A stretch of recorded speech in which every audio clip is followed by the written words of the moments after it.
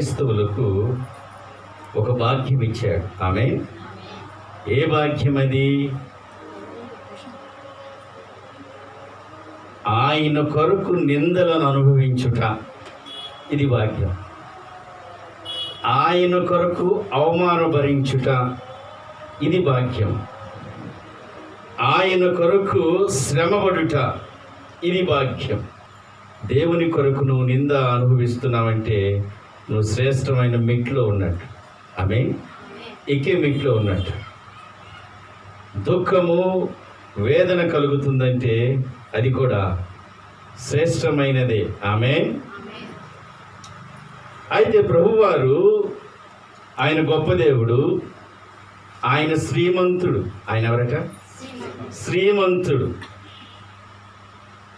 ఆయన వసింపరాని తేజస్సులో ఉన్నాడు. ఆయన ప్రపంచాలను సృజించాడు. ఆయన శక్తివంతమైన దేవుడు. ఆయన సర్వంతర్యామి. ఆయన మొదటివాడు, కడపటివాడు. ఆయన ఆదియు అంతమై ఉన్నాడు.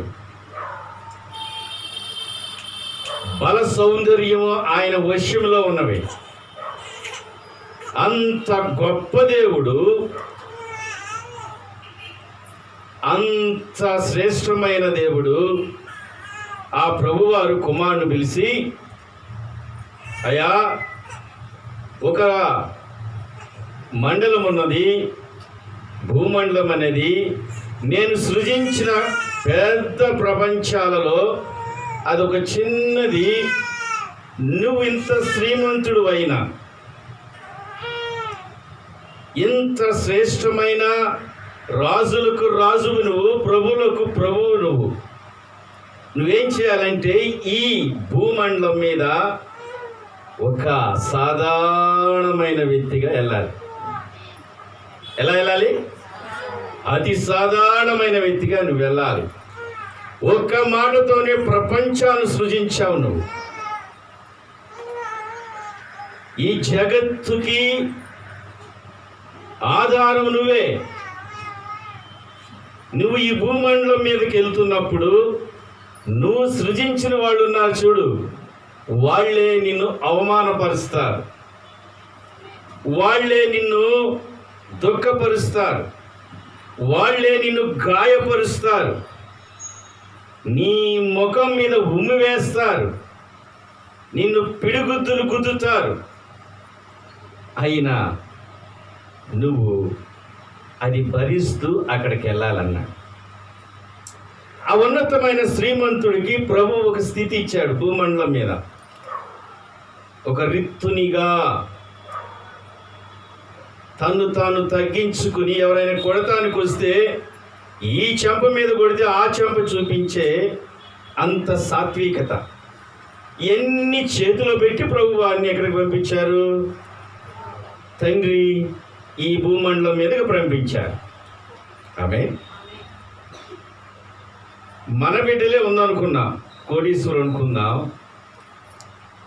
వాడు ఎంతో వయసు వచ్చింది, రాబాయ్ నీకు నేను ఏమి కొనియట్లేదు వెహికల్, ఒక సైకిల్ కొనెత్తున్నాను, ఆ సైకిల్తో నువ్వు తిరగాలని ఊరుకుంటాడు వాడు?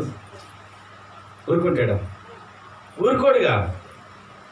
మనకి ఎంత ఉంది కదా అబ్బాయి, పచ్చడి మెతుకులు తినాలి మనం అంటే ఊరుకుంటాడా? ఊరుకోడు. కానీ ప్రభు వారు ఏమి ఇచ్చాడంటే, దానికి భూమండలం మీద కుమారుడికి ఏ స్థితి ఇచ్చాడో దానిని సంతోషంగా స్వీకరించాడు. దేవునికి మహిమ కలుగునుగా. ఫిలిప్పీయులకు రాసిన గ్రంథం 4వ అధ్యాయము 11వ వచనం.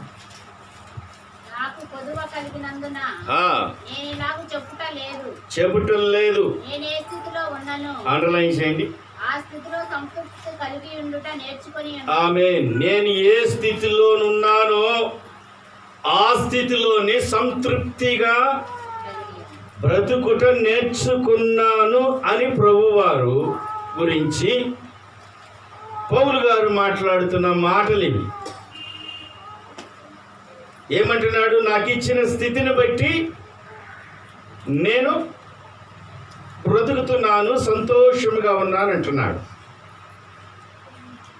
యేసు ప్రభువు వారు కూడా ఆయన శ్రీమంతుడై ఉండి ఆయన ఈ కటికి నేల మీద తిరిగాడు. ఆయన ఎక్కడ తిరగాల్సినాడు? బంగారుపు వీధులలో తిరగాల్సిన ఆయన ఎక్కడ? ఆయన ఎక్కడ నివాసం చేయాలి తెలుసా? సియోను పర్వతం మీద దేవుని మందిరంలో ఉండవలసిన ఆయన ఎక్కడికి వచ్చేసాడు? ఆయన పూరి పాకాలో, పశువుల శాలలో, సియోను పర్వతం మీద దేవుని మందిరంలో ఉండవలసిన ఆయన ఎక్కడికి వచ్చేసాడు? ఆయన పూరి పాకాలో, పశువుల శాలలో, ఆ పశువులు ఏమైన మూత్ర విసర్జన, మల విసర్జన చేసే స్థలానికి వచ్చాడు. అట్లా చేశాడు ప్రభువాడు. నువ్వు అక్కడ ఉండి బాబాయ్, ప్రభువాడు నీకు ఒక స్థితి ఇచ్చారు, ఆ స్థితిలో నువ్వు బ్రతకగలగాలని ఆయన మాట్లాడుతున్నాడు.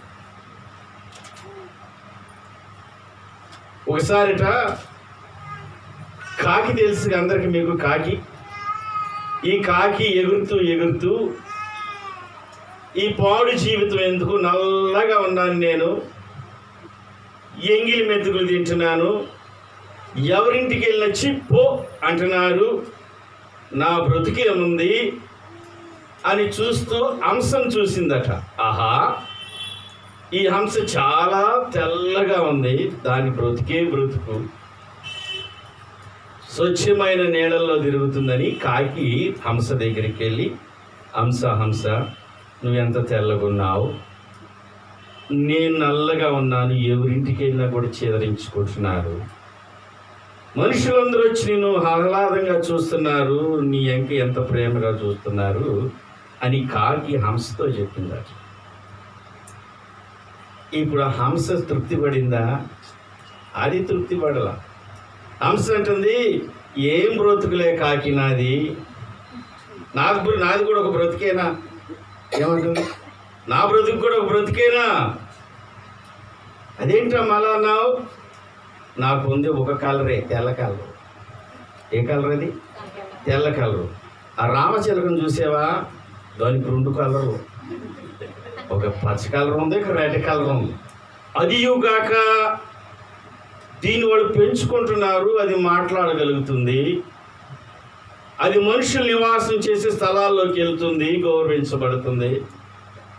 నాకు ఒక కలరేగా తెల్ల కలరు, నా బ్రతుకు కూడా బ్రతుకేనా అని హంస అన్నదట. ఈ కాకెళ్ళి మళ్ళా ఈ 2 కలిసి వెళ్ళి ఎక్కడికి వెళ్ళాయి? రామచిలక దగ్గరికి వెళ్ళాయి. రామచిలక నీ బ్రతుకు ఎంత మంచిదమ్మా, నీకు 2 కలర్లు ఉన్నాయి, చక్కగా నీవు మాట్లాడగలుగుతున్నావు, అందరూ నీ దగ్గర చూసి ఆనందపడుతున్నారు అని రామచిలకనంటే, రామచిలక అన్నదంట, నాది ఒక బ్రతుకేనా? నా బ్రతుకు గురించి మీకేం తెలుసు? ఎప్పుడు పంజరంలో ఉండాలి, అన్నీ ఎప్పుడు నేను అసలు నాకు స్వేచ్ఛే ఉండదు, మీరు ఎంచక్కగా ఎగరొచ్చు, ఎంచక్క ఏదైనా చేయొచ్చు, నా బ్రతుకు బ్రతుకేనా? నా బ్రతుకు కాదు, అక్కడ నెమలను చూడు, ఎక్కడ ఆ పక్క నెమలను చూడు, అది బ్రతుకంటే, దాన్ని బ్రతుకంటే. ఏం బ్రతుకు అది? నెమలి బ్రతుకు. దాంతో చూడు మనుషులందరూ సెల్ఫీలు తీసుకుంటున్నారు. ఎన్ని రంగులు, నేను 2 రంగులు, దానికి ఎన్ని రంగులు ఉన్నాయి చూడు, బోల్డ్ రంగులు ఉన్నాయి. ఎంత హంగామా ఉంది దాని బ్రతుకు. మన బ్రతుకులేనా? దాన్ని చూడమన్నాడు. ఎక్కడుంటుంది నెమలని? ఇవన్నీ కలిసి జూ పార్క్కి వెళ్ళాయి. ఎక్కడికి వెళ్ళాయి? జూ పార్క్లో అది ఉంది. ఎంతోమంది వస్తున్నారు, దాన్ని చూస్తున్నారు, దాన్ని విఐపిగా చూస్తున్నారు, దాంతో సెల్ఫీలు దిగుతున్నారు, వెరీ గుడ్, ఫోటోలు దిగుతున్నారు, అనేక చేస్తూ నెమలి నీ బ్రతుకయ్యే భూమండలం మీద ఎంత చక్కగా ఉందంటే, మీరు ఆగండి అబ్బాయి, నా బ్రతుకే, నా చేతుల్లో నా బ్రతుకుందా? నా చేతుల్లో నా బ్రతుకు లేదు. ఇదిగో ఈ జూ పార్కులో ఉండాలి, అందరితో నేను పైకి నవ్వటమే కానీ స్వేచ్ఛగా ఉండే బ్రతుకు కాదు నాది. మీరు అనుకున్నది వేరు, మీరందరే బాగున్నారు. ఇటన్నిటికి మించి ఆ కాకి బతుకే సోబరం. ఏ బతుకు? దాన్ని పట్టించుకునే నాదుడు ఉన్నాడు. అది ఏది కావాలంటే అది తిన్నది, ఎక్కడికి వెళ్ళాలంటే అక్కడికి వెళ్ళిద్దని ఇదేం చేసింది, మళ్ళీ దాని మీద చూపించింది. కథ అయిపోయింది. కానీ దీంట్లో దేవుని యొక్క మర్మము చాలా ఇమిడి ఉంది. పౌలు గారు ఏమంటున్నాడు, దేవుడు నాకు ఏది ఇచ్చాడో దాంతోనే నేను తృప్తి పడుతున్నానంటాడు. దేవునికి మహిమ కలుగును గాక. ఈ విధేయత నేర్చుకోవాలి మనం. సిలువ దగ్గరికి వచ్చినప్పుడు ప్రభువు తండ్రి మాటిని ఆయనకి విధేయుడయ్యాడు కాబట్టే మనకు రక్షణ. ఆ విధేయత మనకి ఆయన కనపరిచాడు. ఎక్కడ? కల్వరిగిరిలో. దేవుని బిడ్డలారా, మనము కూడా మనకుంటుంది. దేవుడు మనకు ఒక స్థితి ఇచ్చాడు. ఆ స్థితి చూసి దాంతో చూడకుండా పక్కోళ్ళని చూస్తాం మనం. పక్కోళ్ళు చూడు ఎంత బాగున్నారు, వాళ్ళదిరా జీవితం అంటే. ఒకసారి ఇంకా మీరు బాగా అర్థం చేసుకోవడానికి, ఒకసారి భిక్షగాడు వెళ్తున్నాడు అంటారు. ఎక్కడ? రోడ్డు మీద. పాపం కూలై వ్యవసాయదారుడు పని చేసుకుంటే అలా ఆవిడ క్యారేజ్ తీసుకొస్తున్నాడు. ఏంది? క్యారేజ్ తీసుకొస్తుంటే ఈ భిక్షగాడు చూస్తున్నాడు. ఆవిడ వచ్చింది, ఇద్దరు చేతులు కాళ్ళు కొడుక్కున్నారు. ఎక్కడికి కూర్చున్నారు? పొలంలో భోజనం చేస్తుంటే భిక్షగాడు, వాహా ఏం భార్య దొరికింది, నా బ్రతుకు బ్రతుకేనా, నా బ్రతుకు బ్రతుక, చక్కగా భోజనం పెడుతుంది, వాళ్ళది బ్రతుకంటే అనుకుని వెళ్ళిపోయాడు. ఎవడు? భిక్షగాడు వెళ్ళిపోయాడు. పాపం ఈ వ్యవసాయదారులు మాట్లాడుతున్నాడు, ఏమండి ఇంకా మనకు పంట రాలేదే, ఎరువు వేయాలి, మన పరిస్థితి ఏంది, మన స్థితిగతులు ఏంటి అని వీళ్ళిద్దరూ మాట్లాడుకుంటా ఏం చేద్దాం, మన ఆసాం ఉన్నాడుగా ఆయన దగ్గరికి వెళ్ళి అప్పు తెచ్చుకుందాం అని ఆయన దగ్గరికి వెళ్తే ఆయన కింద పనోళ్ళు ఆ డబ్బులన్నీ చూసి ఈడిదిరా బ్రతుకండి, నా బ్రతుకేముంది, వర్షం పడితేనే సిండి, ఎప్పుడు అప్పులు పాలే, మా ఆసాం చూడు లక్షలు తిప్పుతున్నాడు, ఈడిదే బ్రతుకు అనుకున్నాడు. సాయంకాలం ఆసాం ఏమయ్యాడు? పట్టణానికి వెళ్ళి సరుకులు తీసుకోవడానికి పట్టణానికి వెళ్ళాడు. ఆడికి వెళ్తుంటే ఈడు గ్రామంలోనే రాజు, పట్టణంలో ఉన్నవాడు పెద్ద బిజినెస్ మ్యాన్. ఇలాంటి వాళ్ళు 10 మంది 20 మంది కూర్చున్నారు ఆడి దగ్గర. ఈడు చూసి ఆడిని అనుకున్నాడు, ఈడిదిలో బ్రతుకంటే, నా బ్రతుకేముందరా నాయన, బ్రతుకంటే వాడివి. సరే వాడు అట్లా చూసి వాడు కొనాలిగా కంపెనీ నుంచి.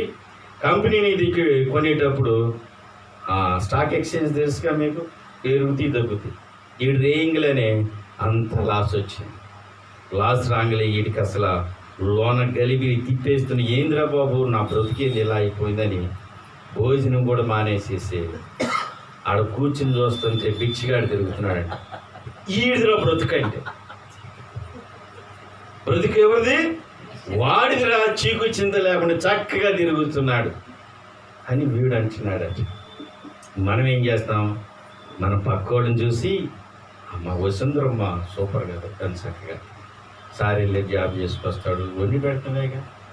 వసుంధరం పక్కన చూసి ఇంకొమ్మని చూసి వీళ్ళది బ్రతుకంటే చూడు ఎంత హ్యాపీగా ఉన్నారు. వాళ్ళు చూసి వీళ్ళు చూడు భలేగా ఉన్నారు. వాళ్ళందరూ ఎటు తిప్పి చివరికి ఏం చెప్తారు? కాకిని చూపిస్తారు. ఇదే బెస్ట్. దేవునికి మహిమ కలుగును గాక. పౌలు అంటాడు, దేవునికి తెలుసు ఎవరికి ఏ తలంతి ఇవ్వాలో, ఎవరికి ఏ స్థానంలో పెడతారు. వాక్యించే పాటలు పాడేవాళ్ళు కూడా ఆ తలంతు దేవుడిస్తే నేను వాక్యం చెబితే బాగుండు అనుకుంటారు. ఎవరైనా పాట పాడుతున్నారు అనుకో, అవి ప్రార్థన రాదు, ఇవి ప్రార్థన చేయటం వచ్చు. ఈ ప్రార్థన చేయటం చూసుకోకుండా దేని నుంచి వచ్చింది? నేను కూడా అలా పాడబడితే బాగుండే. ఇలా ఉంటుంది మన మనసు అంతా.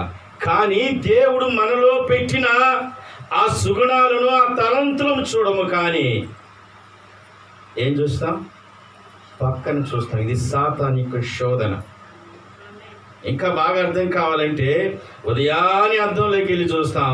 ఈ ముఖం అంతా బాగానే ఉంటుంది, ఏదో చిన్న పొక్కు వచ్చితే ఈ 99% ముఖాన్ని పక్కన పెట్టి ఆ పొక్కు వైపే చూస్తాం.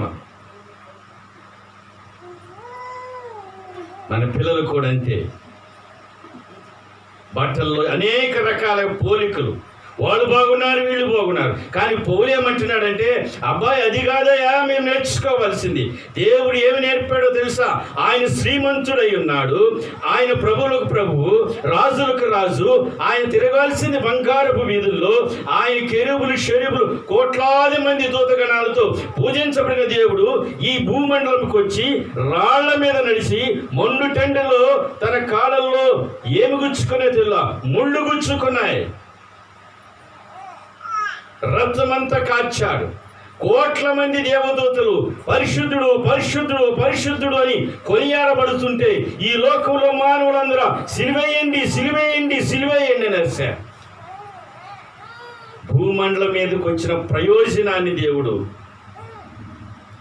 ఆయన దేవుడిచ్చిన దానిని పరిపూర్ణంగా స్వీకరించాడు. ఆమేన్.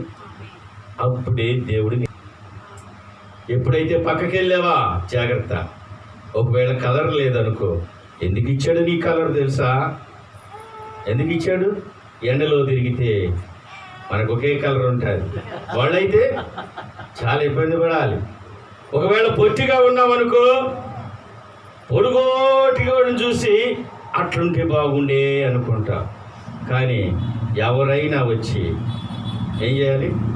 తల దించుకోవాలి. నీ దగ్గరికి వచ్చినప్పుడు దించుకుని మాట్లాడాలిగా. పొడుగోటోళ్ళు వచ్చి నీతో మాట్లాడాలంటే తలెత్తి మాట్లాడితే దిగదు. వాడేం చేయాలి? తల దించాలంతే. దేవుడు ఎందుకు ఇచ్చాడు దాన్ని జ్ఞాపకం చేసుకుని దేవుని బిడ 1 తిమోతి 6వ అధ్యాయం 6 నుంచి 8 వరకు.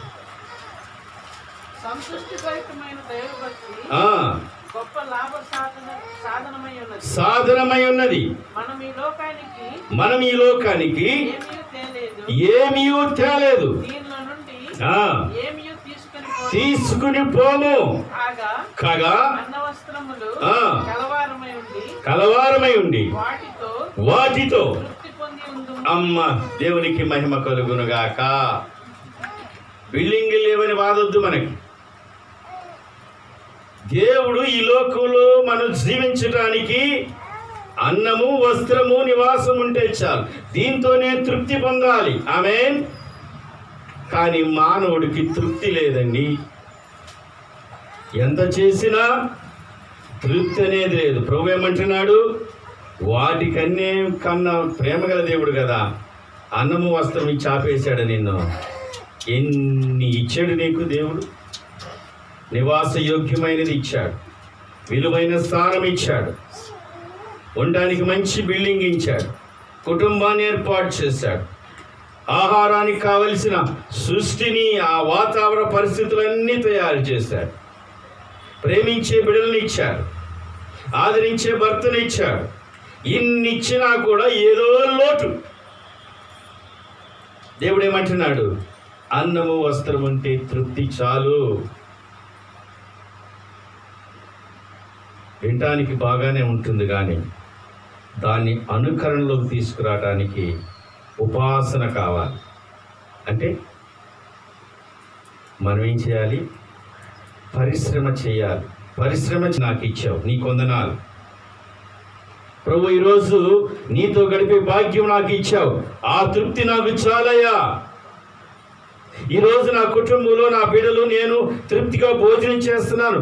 ప్రస్తులు వాళ్ళు చాలామంది ఉన్నారు. ఈ భోజనం చాలు. పక్క వాసన వస్తుంది. ఏ వాసన? అలా వాసన. ఇప్పుడు ఏమంటాం? వాళ్ళు చూసేవా? రోజు ఇదే మా అల్జుడు పల్వా తింటున్నారు. రోజు అట్లు మెతుకులు పచ్చడేనా? ఇప్పుడు కాకి అంశ దగ్గరికి వెళ్ళినట్టు ఉంది. వెళ్ళిందా లేదా? ఖచ్చితంగా వెళ్ళింది. వాళ్ళు చూడు, నువ్వు ఉన్నావు, జాతి చేస్తున్నావు అని చీర చూడు. ఎవరికున్న సమస్యలు వాళ్ళకున్నాయి. పెద్ద వ్యాపారి చివరికి ఆడకొచ్చాడు, భిక్షగాడే బాగున్నాడు అనుకున్నాడు. దేవుని బిడ్డ పౌలు గారు అంటున్నాడు, దేవుడు నాకు ఏది ఇచ్చాడో దాంతో తృప్తిగా. తృప్తి అనేది బయట లేదండి. తృప్తి ఎక్కడుంది? లోన్ ఉంది. తృప్తి ఎక్కడుంది? లోన్ ఉంది. చివరి మాట చెప్పి ముగిస్తాను. ఏప్రిల్కి రాసిన గ్రంథం 13:5. హెబ్రీయులకు రాసిన గ్రంథం 13:5.